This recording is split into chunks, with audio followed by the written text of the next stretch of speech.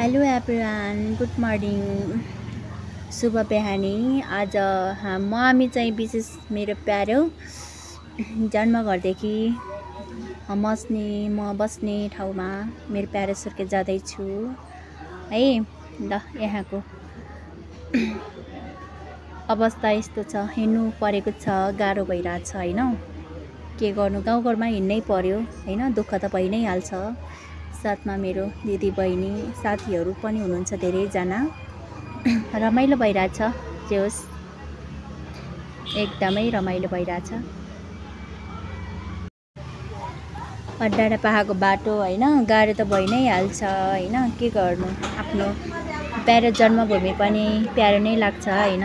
हजुर मेरा बाबा अनि के गर्नु त हैन, जसो भए पनि त। अनि अब चाडपर्वमा त जसो तसो भए पनि आफ्नो बाबा मम्मीलाई भेट्नै पर्यो।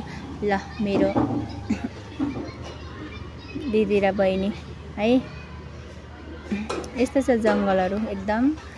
यहाँ स्वस्थ र सफा सुन्दर वातावरण छ है।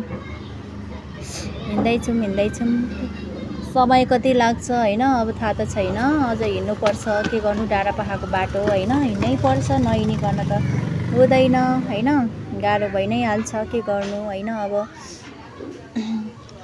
यहाँबाट जस गाडी भेट्नलाई पनि अलिकति समय नै लाग्छ कि। अब गाउँघरको बाटो हिँड्दा हैन गाह्रो छ, के गर्नु।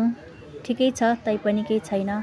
कहिलेकाहीँ यसरी जीवनमा रमाउनु पनि पर्छ र डाँडापाखा हरियाली मा भिज्नु पनि पर्छ हैन। आउँदैछन् यिनीहरूलाई पनि गाह्रो त भइरहेछ नि त, गाह्रो त बाछ। गाह्रो भएर के गर्छौ त, तिमीहरूको माइती देश नै यति टाढा छ, के गर्नु, गाह्रो मानेर हुँदैन है।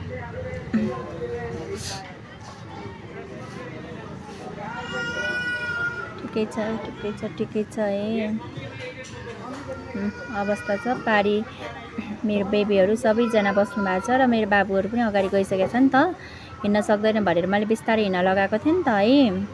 उहाँहरू हुनुहुन्छ र यति राम्रो डाँडा काँडा छ क्या। तर जति गरे पनि एउटा डाँडापाखा हरियाली सुन्दर वातावरण स्वस्थ हावापानी भनेको बेग्लै हुन्छ कि। जति सहरमा रमाउने भए पनि हैन, गाउँघरको वातावरण बेग्लै हुन्छ क्या। गाउँघरको रमाइलो छुट्टै हुन्छ क्या। तर जति सहर बसेर हैन, जति